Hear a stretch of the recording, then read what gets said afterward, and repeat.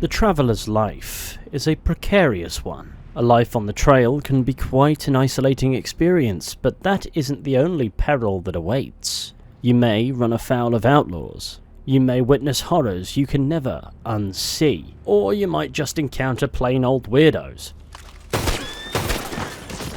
But every so often, you might encounter something that ticks all three boxes at the same time.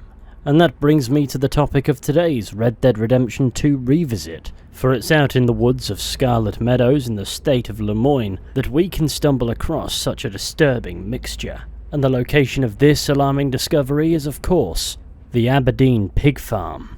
At a distance, it may give the appearance of a modest homestead, but the story that plays out here reveals that the people within are far from ordinary, and these crumbling walls harbour a dark secret indeed. And that is what we're returning to today, to deliver a video more expansive, comprehensive, detailed, easier on the eyes and ears hopefully than the one I did almost 7 years ago. To do this dark discovery and its implications the justice it's owed. So, get yourselves nice and comfortable, relax, maybe grab yourselves a brew, perhaps, if you're feeling adventurous, even a biscuit, and enjoy the Aberdeen pig farm revisited.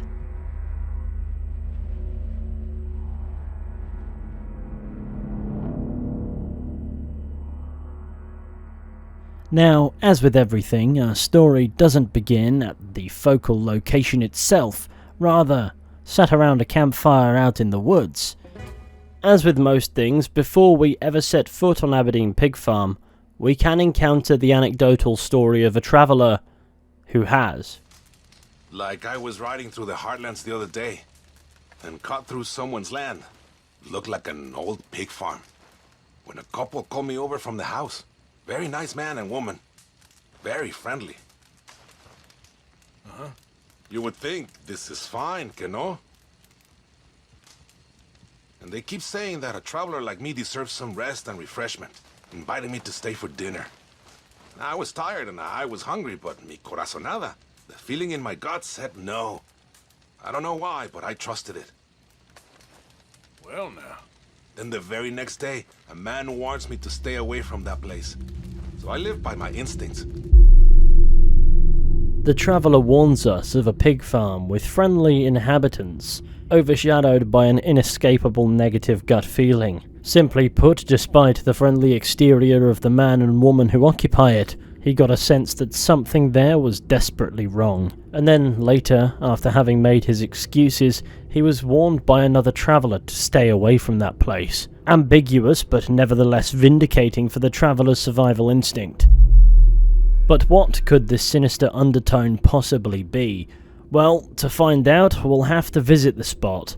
Well, it's worth noting the camper who warned us to stay away from the place claimed it was in the Heartlands. However, it is not in fact in the Heartlands. Aberdeen Pig Farm is actually situated in Scarlet Meadows of Lemoyne, situated southeast of Emerald Ranch, northwest of Blue Water Marsh, and but a stone's throw north from the less than pleasant town of Pleasance. It would appear that earlier in development, Aberdeen Pig Farm was originally situated within the Heartlands, and this is reinforced by a supposed leaked map from 2016. The inconsistency of Aberdeen Pig Farm's location is likely a result of that, but its current location means it's sandwiched between three equally ominous places. A thriving ranch with more secrets than people, a town left abandoned after a mysterious plague swept through, and a swamp packed to the brim with horrors. It feels too much to ask for the occupants of this house to be normal, as they're practically dead in the centre of a hot region for some of this game's most unsettling discoveries. And yet, by the trail that passes the house, we see plentiful traffic, from lone riders to stagecoaches, plenty of passers-by to practice one's social skills on. So perhaps then, we should put them to the test and go and say hello.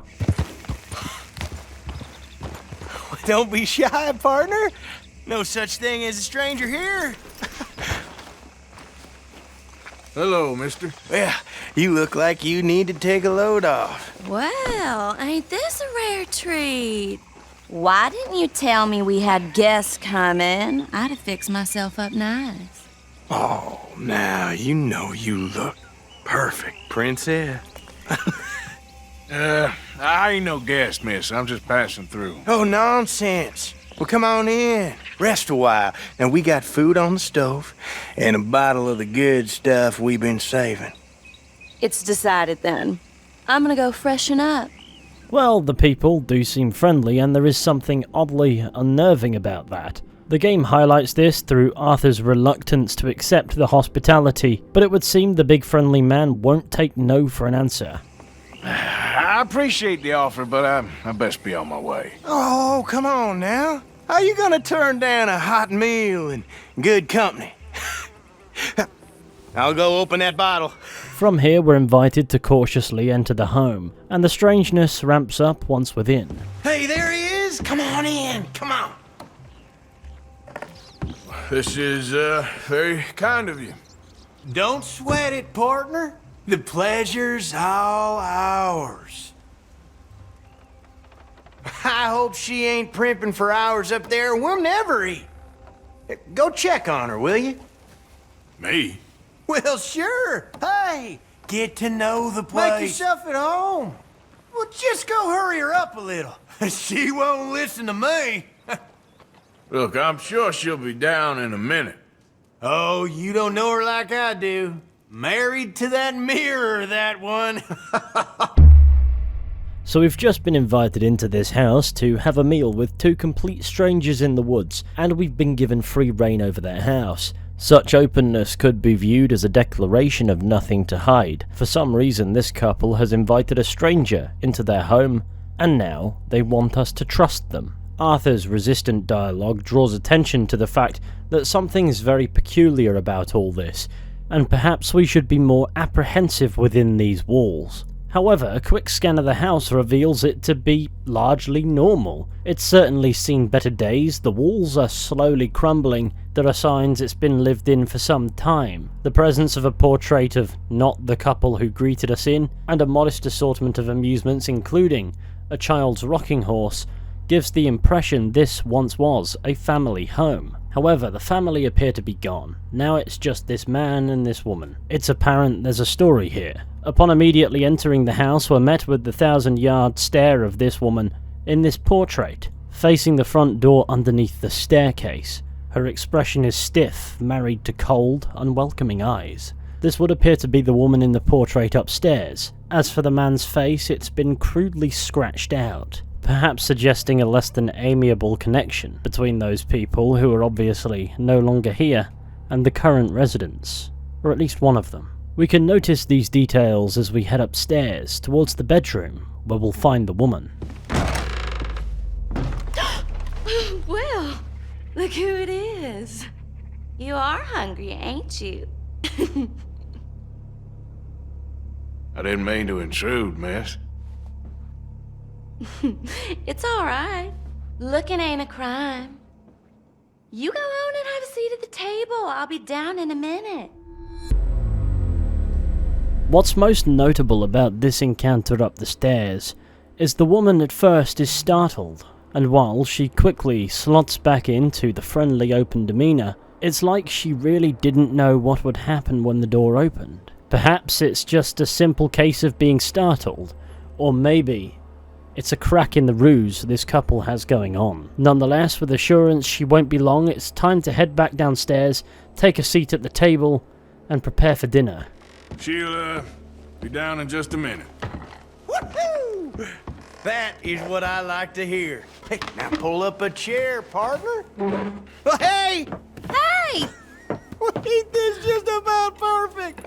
One of them moments you wish could last forever. Well, like I said, I can't stay for long. Now look at us, like a couple of old friends. It's a short life, but a merry one. Here we are, all the fixins'. I hope you boys left some room in your trousers. That smells delicious. The food don't smell too bad neither. Oh, stop it, you! How do you like it? It's good. Different. That meat is so tender. You know what? This place used to be a pig farm when we was kids. Before we lost our ma and pa. Horrible business. Horrible. We still got each other, ain't that right, honey pie? And we still know how to have a hog killing time. Here, that's for you. Yeah. There. Now, I'm not saying things weren't weird before. They absolutely were. But this conversation at the table makes things 100 times stranger. And even halfway through this interaction at the table, there's already a lot to unpack. First, there's the food. Arthur notes there's something different about it. What that different something could be is anyone's guess. Eyeballing the general state of the farmstead beyond the home reveals pigs haven't been farmed here for a while, so I would be astounded if it were pork. The other revelation is quite the loaded one. We learn this couple are siblings, but their extent of familiarity with one another is obviously quite alarmingly lustful.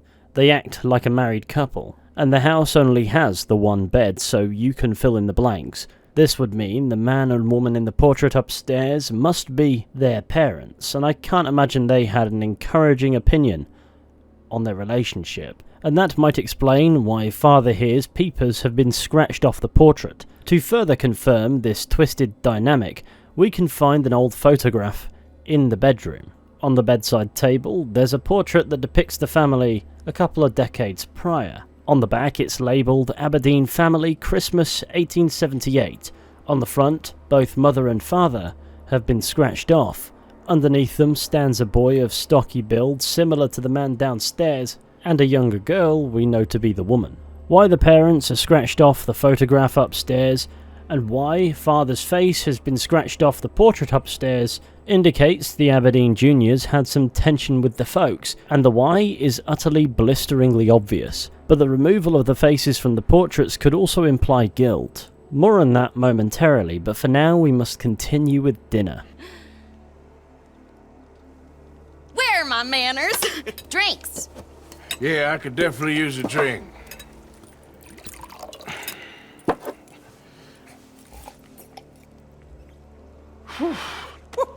That stuff will put hair on your chest. Oh, I doubt he needs that. Let's loosen you up some more. Come on, honey. Now, you probably noticed the immediate effect of that beverage. It's fair to say it's instantly obvious that there's more in that glass than just whiskey, so you can continue smashing them at your own risk, but before we get ourselves spiked, there's more to learn in this house if, for the time being, we refuse to continue caning the bevies. I appreciate the hospitality, folks, but I best be on my way. No, already? I thought we was gonna have I'm some sure fun. you two can have more than enough fun without me.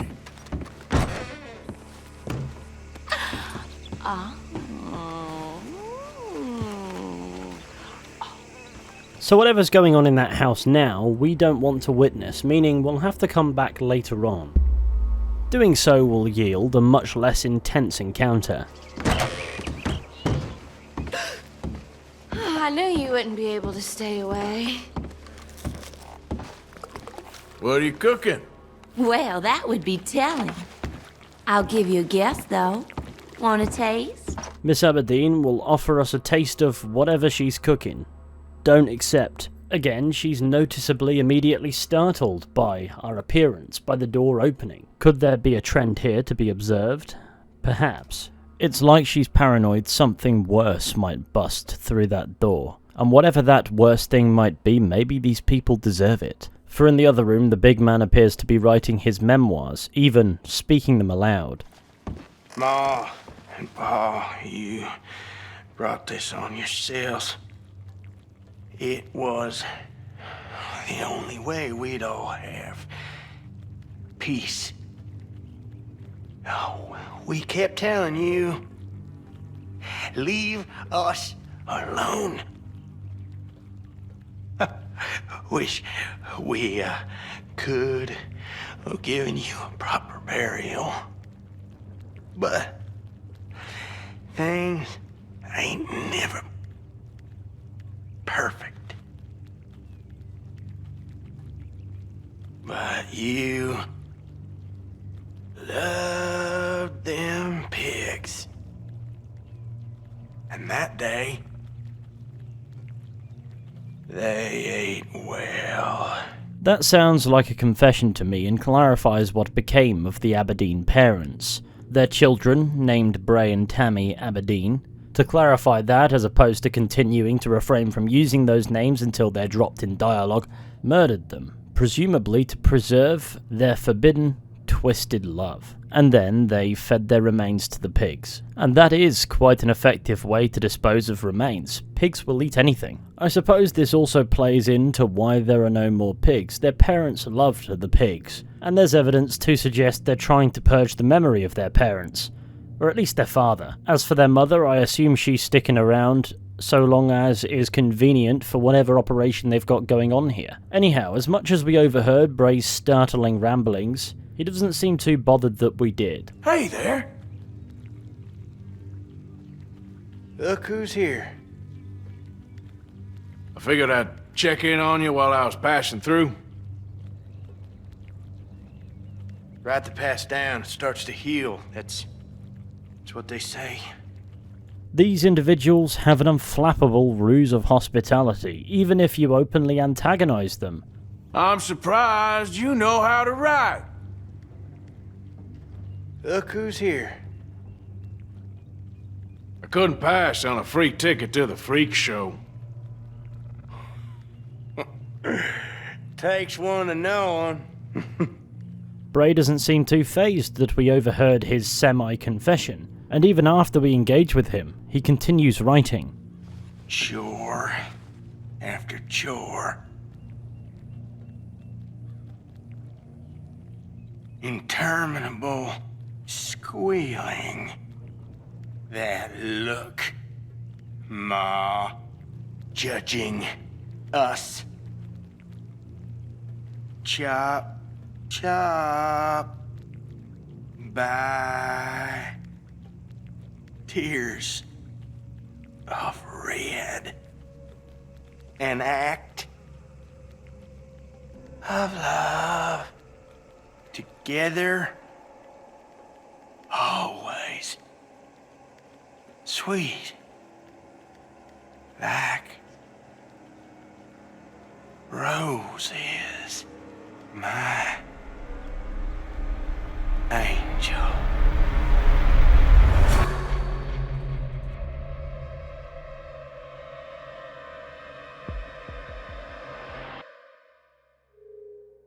So now we've established that they have killed in the past, we can now focus on the pressing matter. Why are they so eager to share their home with us? What could they hope to gain aside from risking exposing their dark family secret? As it turns out, there are two ways we can ultimately find out. The first method is to keep smashing the drinks they give us when they have us over for an impromptu dinner.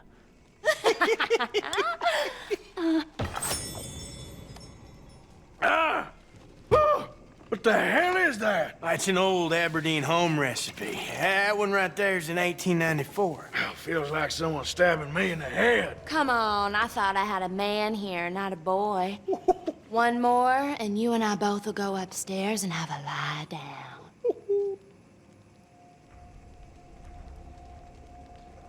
What the hell?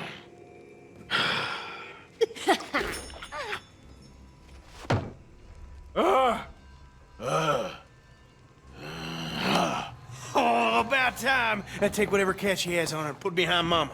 And the other method, of course, is to come back a few days later and taste Tammy's stew. I don't know what that needs. Honey, we got a live one! I'll search his pockets and put it behind Mama! The outcome of either action is the same.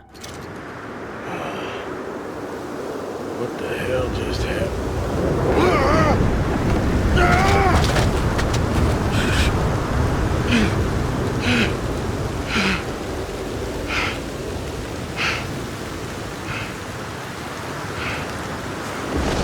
Those crazy sons of bitches got some explaining to do. We are drugged, robbed of all of our money, and discarded in a mass grave. It would seem the Aberdeens have turned mass murder into quite the enterprise. There are an uncountable number of bodies here. Some are visible on the surface, some only partly visible, and who knows how many buried underneath. The corpses are in various states of decay, implying the Aberdeens have been at this a while. Who knows how many they've killed. As for how Arthur survived a fate that befell many before him, well, plot armor, I suppose.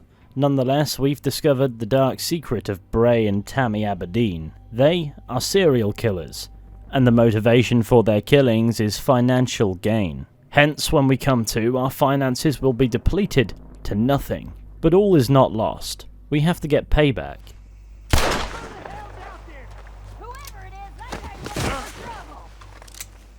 What the hell you doing, you... No!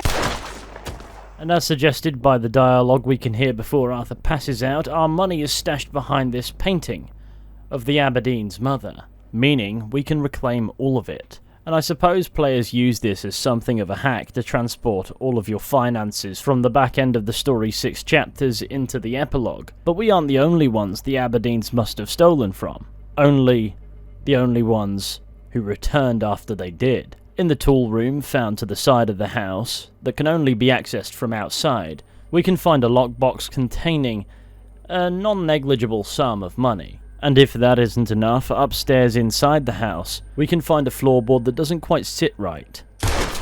Underneath, 5 jewellery boxes, all labelled with the initials SL. Now the significance of those initials are lost on me. It's likely just the in-game initials of the jeweller that the jewellery came from. Anyway, these are likely further proceeds from the Aberdeen's dastardly activities. But don't be fooled into thinking this is the most gruesome discovery awaiting us.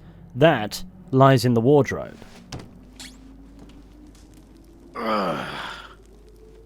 Sick sons of bitches. I guess these guys are in the souvenir business too. Admittedly, I'm more creeped out by the doll next to the skeletal remains rather than the skeletal remains themselves, but the point is taken. They've got a messed up taste in wardrobe ornaments, made infinitely creepier by the fact this was likely one of the Aberdeen's victims. But why keep that one specifically in the wardrobe upstairs when there's a perfectly good mass grave a short mooch away? It occurs to me that it could be one of the parents.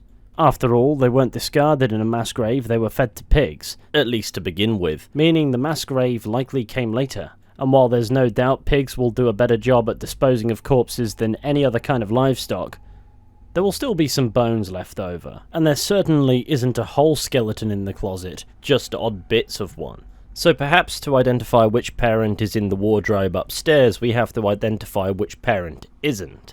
Should you use the lasso to keep Tammy Aberdeen alive, we can do this. All it requires is for us to take her up to the mass grave. Please, no, please, I'm sorry, not here, Mama! I'm sorry, Mama. Isn't your day, is it? Sorry. I suppose this would suggest that Mother Aberdeen is in fact buried up at the mass grave. As for Tammy here, who said anything about burial?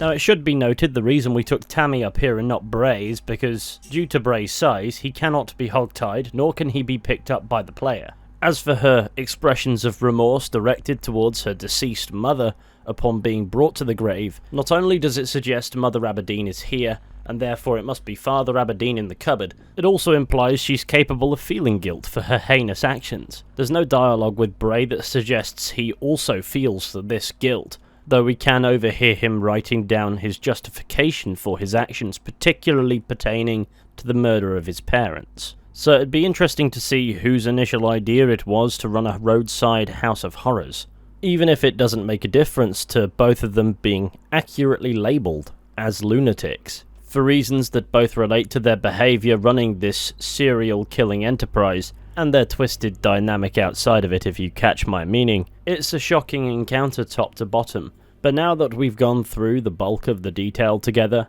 the time is now upon us to identify what it's a reference to, and that would appear to be the Bender family. a family of serial killers who operated in Labette County, Kansas in the early 1870s. Their modus operandi was simple. They ran an inn for travelers. In the night, they'd kill some of these travelers as they rested, loot their corpses, and bury their remains in a mass grave, which is strikingly similar but not identical to what the Aberdeens have going on in Red Dead Redemption 2. The Bender family consisted of 4 members: John Bender Sr., Kate Bender Sr., John Bender Jr., and Kate Bender Jr. And while it's unclear if they were even related at all in actuality, there was some ambiguity regarding the relationship between John Jr. and Kate Jr. Unfortunately, in the real world, this family of murderers got away, escaping before they could be apprehended. Fortunately, in-game, we can offer the Aberdeens no such luxury. They die by our hand for trying to do to us what they've done to countless others. But there's one more question to ponder. What was in the stew? How do you like it? It's good. Different. Such a throwaway line feels much more relevant now that we know this stew was made by a couple of serial murderers. It's unclear if Arthur actually likes the food or if he's just trying to be polite, but he notes that it's different, meaning it tastes, at least with a hint of something Arthur has never tasted before. Could this be a nod to the idea that there might be human meat in this stew? Or could it just be Arthur detecting that, like this bowl of delight that knocks him out from tasting it, that his serving is laced with some sedative? After all, once it became clear he wasn't going to finish his meal, the Aberdeens changed tactics and attempted to goad Arthur into drinking the spiked liquor. I think the latter is more plausible, but the idea the Aberdeens might be cannibals is also fascinating to me. Unfortunately though, I fear I've used up my accuse a random Red Dead character of being a cannibal permissions, so I'm gonna have to leave you with that thought. But if we've learned anything here, at this Aberdeen pig farm, it's that if you find yourself alone, riding on the trail, and you find a nice couple who offer you access to their home, to share a meal with them, you're outnumbered. Run. And with that, I bring today's video to its conclusion. I'd like to thank you all for watching. I really hope that you enjoyed this one. If you did, be sure to go ahead, leave a like, subscribe, share the channel with your friends, all that wonderful stuff. It would be massively appreciated. And, with any luck, I'll be seeing you all very soon with another video at some point. But until next time, please take care and goodbye.